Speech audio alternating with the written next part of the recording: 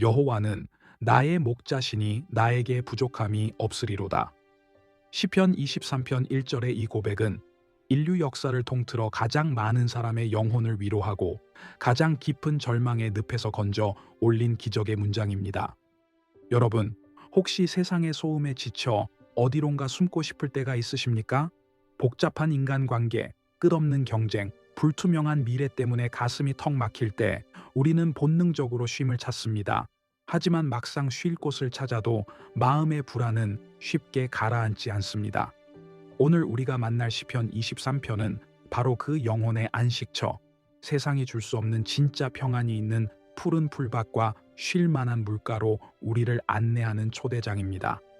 수천 년 동안 수많은 성도의 눈물을 닦아주고 두려움에 떠는 가슴을 진정시켜 주었던 이 절대 평안의 시가 오늘 여러분의 마음에 가장 따뜻한 이불이 되어 드릴 것입니다. 혼란한 세상 속 변치 않는 진리를 찾는 시간, 철학이 묻고 시편이 답하다의 다비드입니다. 시편 23편은 설명이 필요 없을 만큼 유명하지만 알면 알수록 더 깊은 맛이 우러나는 진국 같은 말씀입니다. 오늘은 목동 출신 다윗이 경험한 목자 하나님의 세심한 사랑과 사망의 음침한 골짜기조차 축제의 장으로 바꾸시는 놀라운 반전의 은혜를 아주 깊이 있게 나누려 합니다. 오늘 봉독할 시편 23편은 다윗의 시입니다. 평생을 목동으로, 도망자로, 그리고 왕으로 살았던 다윗이 인생의 황혼역에 자신의 파란만장했던 삶을 돌아보며 부른 노래로 추정됩니다. 부족함 없는 인생, 두려움 없는 인생의 비결이 담긴 이 아름다운 고백을 나의 고백으로 삼으며 오늘의 성경 말씀 봉독하겠습니다. 여호와는 나의 목자시니 내게 부족함이 없으리로다. 그가 나를 푸른 풀밭에 누이시며 쉴 만한 물가로 인도하시는도다. 내 영혼을 소생시키시고 자기 이름을 위하여 의의 길로 인도하시는도다. 내가 사망의 음침한 골짜기로 다닐지라도 해를 두려워하지 않을 것은 주께서 나와 함께 하심이라. 주의 지팡이와 막대기가 나를 안위하시나이다. 주께서 내 원수의 목전에서 나에게 상을 차려주시고 기름을 내 머리에 부으셨으니 내 잔이 넘치나이다. 내 평생의 선하심과 인자하심이 반드시 나를 따르리니 내가 여호와의 집에 영원히 살리로다. 아멘. 시편 23편은 첫 문장부터 우리에게 아주 중요한 질문을 던집니다. 당신의 인생을 이끄는 목자는 누구입니까?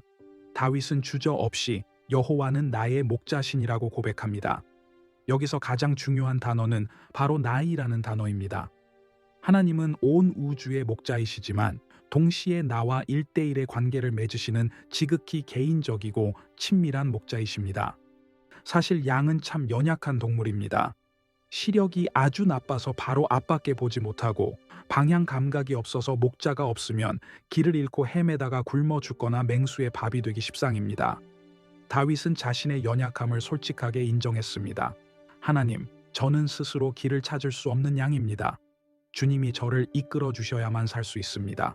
이 겸손한 고백이 있을 때 뒤이어 나오는 위대한 선언이 가능해집니다. 나에게 부족함이 없으리로다. 현대 사회는 결핍의 사회입니다. 더 좋은 차, 더 넓은 집, 더 많은 연봉을 가지지 못해 늘 부족하다고 느낍니다. 그러나 다윗의 부족함이 없다는 고백은 모든 것을 다 가졌다는 뜻이 아닙니다. 목자이신 하나님 한 분만으로 충분히 만족한다는 자족의 선언입니다. 마치 어린아이가 엄마 품에 안겨 있을 때 사탕이나 장난감이 없어도 엄마만으로 세상 전부를 가진 것처럼 평안해 하는 것과 같습니다. 독일의 철학자이자 심리학자인 에리히 프롬은 그의 명저 소유냐 존재냐에서 현대인의 비극을 예리하게 지적했습니다. 현대인은 소유에서 행복을 찾으려 하기에 영원히 목마르다. 진정한 행복은 존재 그 자체를 즐길 때 온다고 말입니다. 다윗은 이미 3000년 전에 이 진리를 깨달았습니다. 소유가 늘어나서 행복한 것이 아니라 나의 존재가 목자이신 하나님께 온전히 속해 있기에 행복한 것입니다. 2절을 보십시오. 그가 나를 푸른 풀밭에 누이시며 양의 습성을 연구한 학자들에 따르면 양은 겁이 아주 많아서 4가지 조건이 충족되지 않으면 절대로 눕지 않는다고 합니다. 첫째는 두려움이 없어야 하고, 둘째는 양들끼리의 다툼이 없어야 하며, 셋째는 파리 같은 해충이 괴롭히지 않아야 하고, 넷째는 배가 고프지 않아야 합니다.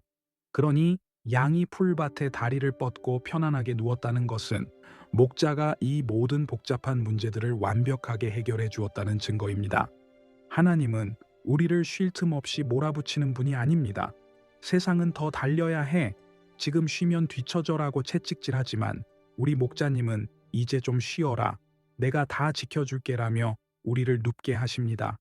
그리고 쉴 만한 물가로 인도하십니다. 양은 물살이 거친 곳에서는 무서워서 물을 마시지 못합니다. 목자는 돌을 쌓아 물살을 막고 양들이 안심하고 마실 수 있는 잔잔한 물가를 만들어줍니다. 오늘 이 시간 여러분의 마음속 거친 폭풍이 잠잠해지고 주님이 만들어주신 고요한 평안이 임하기를 축복합니다. 3절에 내 영혼을 소생시키시고 라는 표현은 히브리어 원어로 슈브라고 하는데, 이는 제자리로 돌려놓다, 회복시킨다는 뜻입니다. 양은 몸이 비대해서 한번 뒤집히면 스스로 일어나지 못하고 버둥거리다 죽게 됩니다. 이것을 뒤집힌 양이라고 부르는데, 목자는 없어진 양이 있으면 찾아 나섭니다. 그리고 뒤집혀 있는 양을 발견하면 달려가서 일으켜 세워주고 피가 통하도록 다리를 주물러 줍니다. 혹시 지금 삶의 무게를 견디지 못해 뒤집혀 있는 분이 계십니까?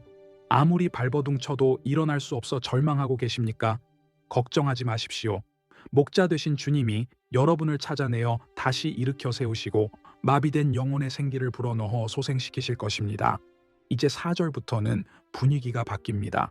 내가 사망의 음침한 골짜기로 다닐지라도 인생에는 언제나 푸른 풀밭만 있지 않습니다. 때로는 해가 들지 않는 깊은 골짜기, 죽음의 그림자가 짙게 드리운 곳을 지나야 할 때가 있습니다. 그런데 다윗은 해를 두려워하지 않는다고 말합니다. 그 이유가 무엇입니까? 주께서 나와 함께 하심이라. 여기서 아주 중요한 문법적인 변화가 일어납니다. 1절부터 3절까지 평안할 때는 하나님을 그분이라고 3인칭으로 불렀는데, 골짜기에 들어선 4절부터는 당신이라고 부르며 2인칭으로 바뀝니다. 평안할 때는 하나님에 대해 이야기하지만 고난의 골짜기에서는 하나님께 직접 말을 걸게 됩니다. 고난은 하나님과의 거리를 좁혀주는 신비한 통로입니다.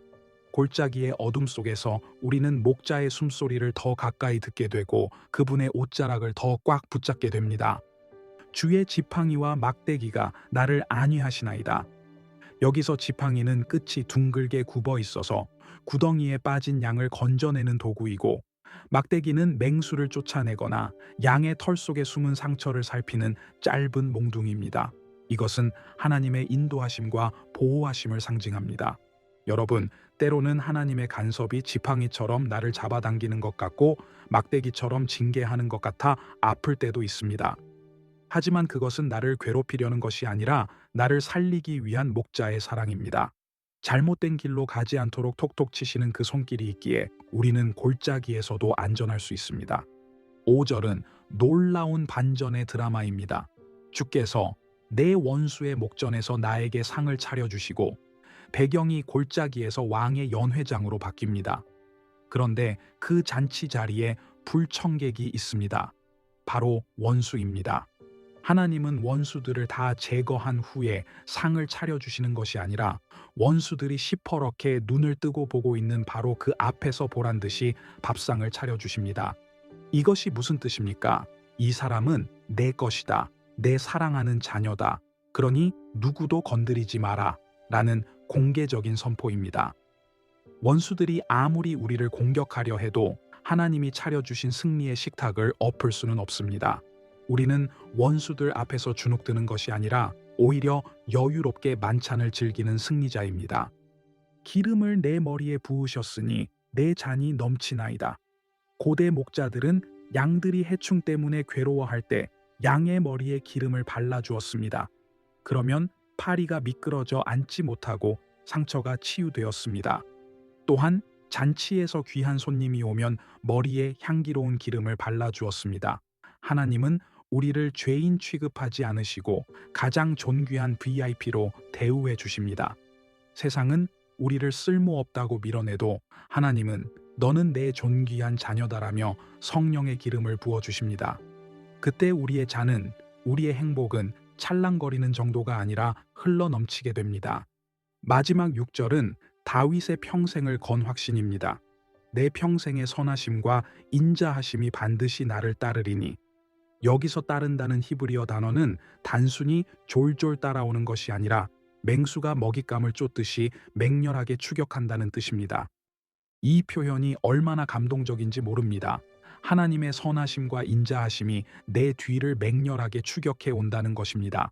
내가 도망가도, 내가 실수해서 넘어져도, 내가 하나님을 멀리하려 해도 하나님의 사랑은 끝까지 나를 쫓아와서 결국 나를 붙잡고야 만다는 것입니다. 영국의 시인 프랜시스 톰슨은 이런 하나님을 천국의 사냥개라고 표현했습니다. 우리는 자주 하나님을 떠나려 하지만 하나님은 결코 우리를 포기하지 않으십니다. 여러분의 등 뒤에는 지금도 하나님의 선하심과 인자하심이 바짝 붙어 따라오고 있습니다. 결국 다윗의 결론은 이것입니다. 내가 여호와의 집에 영원히 살리로다. 푸른 풀밭도 좋고 쉴 만한 물가도 좋지만 다윗이 궁극적으로 원한 것은 여호와의 집, 즉 하나님과 함께하는 영원한 처소였습니다. 양에게 최고의 행복은 풀이 많은 곳이 아니라 목자가 있는 곳이듯 성도에게 최고의 행복은 하나님 품 안입니다. 다윗은 이 땅에서의 안식을 넘어 영원한 본향을 바라보며 인생을 마무리합니다. 사랑하는 성도 여러분, 오늘 우리의 현실이 비록 사망의 음침한 골짜기 같을지라도 두려워하지 마십시오. 여러분은 혼자가 아닙니다. 선한 목자 되신 예수님께서 피 묻은 지팡이와 막대기로 여러분을 지키고 계십니다. 부족함을 느끼십니까? 하나님 한 분으로 채워보십시오. 두려우십니까? 목자의 품으로 파고드십시오. 억울하십니까? 원수 앞에서 상을 차려주실 하나님을 기대하십시오. 오늘 하루 여호와는 나의 목자신이라는 이 한마디를 껌을 씹듯 계속 묵상해 보십시오. 단물이 나와 여러분의 영혼을 적시고 불안이 변하여 평안이 되는 기적을 맛보게 될 것입니다. 이제 나의 영원한 목자 되신 주님께 전적인 신뢰의 기도를 드리겠습니다. 잠시 편안한 마음으로 눈을 감아 주십시오. 선한 목자 되신 사랑의 하나님 아버지, 오늘 시편 23편을 통해 우리 인생이 고아처럼 버려진 인생이 아니라 목자 되신 주님의 품 안에 있는 복된 인생임을 깨닫게 하시니 감사합니다. 세상의 결핍과 두려움 속에서 방황하던 우리를 푸른 풀밭과 쉴만한 물가로 인도해 주시니 감사합니다. 주님, 때로는 사망의 음침한 골짜기를 지날 때가 있습니다. 그러나 이제는 두려워하지 않겠습니다. 주님이 나와 함께 하시고 주님의 지팡이와 막대기가 나를 안위하심을 믿기 때문입니다. 에리히 프롬의 통찰처럼 소유에서 행복을 찾지 않고 주님과 함께하는 존재의 기쁨을 누리게 하옵소서. 뒤집힌 양처럼 넘어진 우리를 찾아와 일으켜 주시고 다시 살게 하시는 소생의 은혜를 허락하여 주시옵소서. 원수들이 우리를 둘러쌀지라도 그 앞에서 보란듯이 승리의 상을 차려주시는 주님을 기대합니다. 내 잔이 넘치나이다. 이 고백이 우리의 매일의 간증이 되게 하시고 주님의 선하심과 인자하심이 사냥개처럼 평생토록 나를 추격하고 있음을 기억하며 든든해하게 하옵소서. 세상의 헛된 집을 사모하기보다 여호와의 집에 영원히 거하는 것을 최고의 소망으로 삼고 살아가게 하옵소서. 나의 영원한 목자이신 예수 그리스도의 이름으로 기도드립니다. 아멘. 오늘 묵상을 통해 여러분의 영혼에 참된 쉼과 평안이 깃드셨기를 바랍니다. 여러분은 주님이 가장 아끼시는 어린 양입니다. 저는 영상을 보시는 구독자 여러분을 위해 매일 새벽 기도하고 있습니다.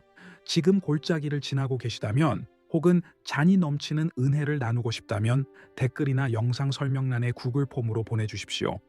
삶의 무게가 느껴지는 화요일과 목요일, 그리고 영혼의 안식이 필요한 주일, 저는 일주일에 3번 이 자리에서 말씀의 등불을 켜고 여러분을 기다리겠습니다. 다음 시간에는 문들아 너희 머리를 들지어다라는 웅장한 찬양으로 영광의 왕이 입성하시는 장면을 노래하는 시편 24편으로 깊은 은혜를 나누겠습니다. 오늘의 묵상이 여러분을 가장 안전하고 풍성한 푸른 풀밭으로 인도했기를 간절히 기원합니다.